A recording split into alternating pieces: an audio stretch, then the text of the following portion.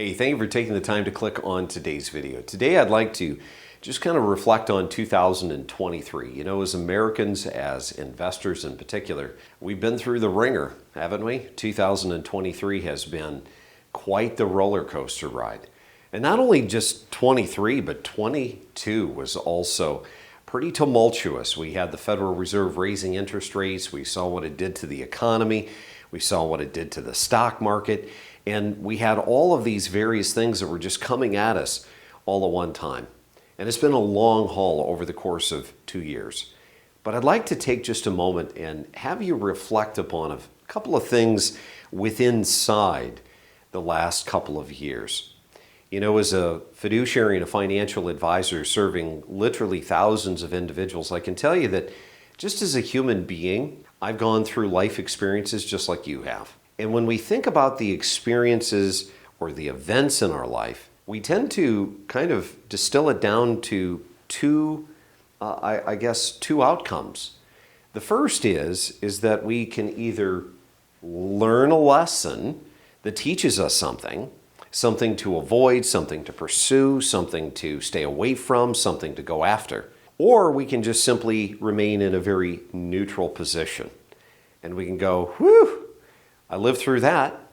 Just imagine if you were a child growing up and someone offered you peanut butter and within just mere moments you ended up being rushed to the hospital. What was the lesson that you learned? The lesson that you learned is that you have a peanut allergy and you have to avoid peanuts at all cost. That's not one of these few moments. Not one of these moments in which you can say, well, I lived, so I guess I'm going to go ahead and try that peanut butter and jelly sandwich one more time, see if I dodge the bullet. Well, I would like you to think about your money for just a moment. You know, so many individuals, as they're going through the retirement stage of their life, they're in a position where they're supposedly following all the rules. They're doing everything that they're being told by their financial advisor. And yet, when bad things happen to good people, when bad things happen, whether it's because of government law change, because of some piece of bad news that hits the news and the headlines, and all of a sudden the stock market starts to capitulate, it starts to drop. You say to yourself, here we go again. And I'd like you to just think about that for just a moment. You see, today we can all breathe a sigh of relief. We can all wipe our brow. We can say, well, man, glad that's over. Glad the market has come back. But it's come back temporarily, knowing that in the future, it's probably going to lose again. And the question I'd like you to ask yourself is really this, and it's an important question. It's one of the most important questions that you can personally ask yourself and you personally answer for yourself. And that's, what about next time? You see, I believe it was Albert Einstein, pretty smart guy. And he said the definition of insanity is doing the exact same thing over and over again, expecting different results. And yet, isn't that what so many of Americans, so many investors, so many retirees are doing time after time, year after year? They promise themselves, I'm not going to go through this again. And yet they do. And so my challenge to you for 2024 is really this. I would like you to be challenged to think objectively about what you want in retirement. What do you want from retirement? Do you want to do things? Do you want to go places? Do you want to spend more time doing those things? And then I want you to consider what are the things, what are the components, the ingredients that help you be able to do those things for longer? I would argue that it's energy. I would argue that it's physicality. I would argue that it's income.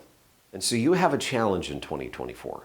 The challenge that I give you is to focus on your health, focus on your longevity, and focus on how much income is being produced from your portfolio.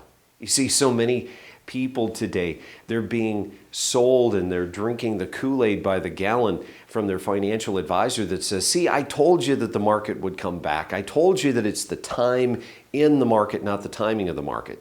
And yet at the same time, it's almost as if financial advisors are oblivious to the fact that if you need income in retirement, they're forcing you to cannibalize and sell your own shares to get that income. And I don't know if you've ever considered this or not, but that's not real income. That's engineering your income. That's you taking and stealing from your principal, then crossing your fingers and toes, hoping that your principal recovers what you stole from it so that you can feel good at the end of the day. And this isn't to say that you have to abandon the stock market.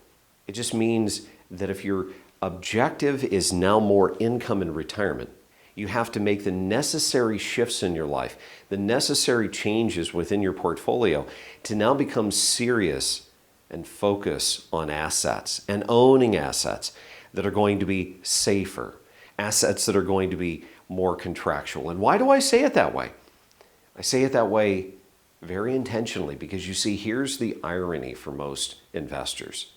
If you want more income, you naturally have to reduce your risk. You have to go from the things that are promising you double-digit rates of return and lots of excitement and sizzle, and potentially also lots of loss, to things that are safer, more contractual. Those are the things that are able to produce for you the consistency and the steadiness of 5% net of fees, 6% or more.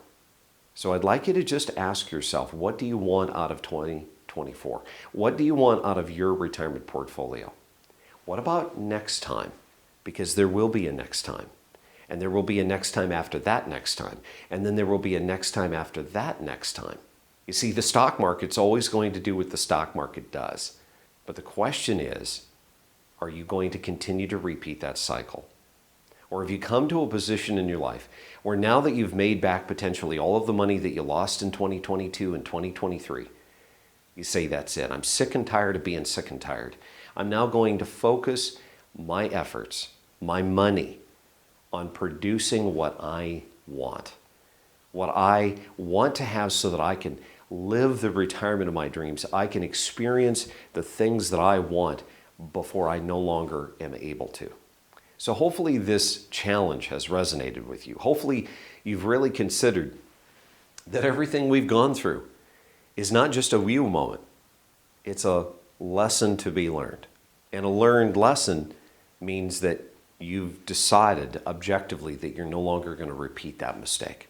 So I encourage you, challenge yourself to sit down before we even get into 2024 and really sit down with a financial advisor, sit down with a fiduciary, sit down with someone who their expertise and their skill set is that of preservation of principal and the production of income so you can get what you deserve.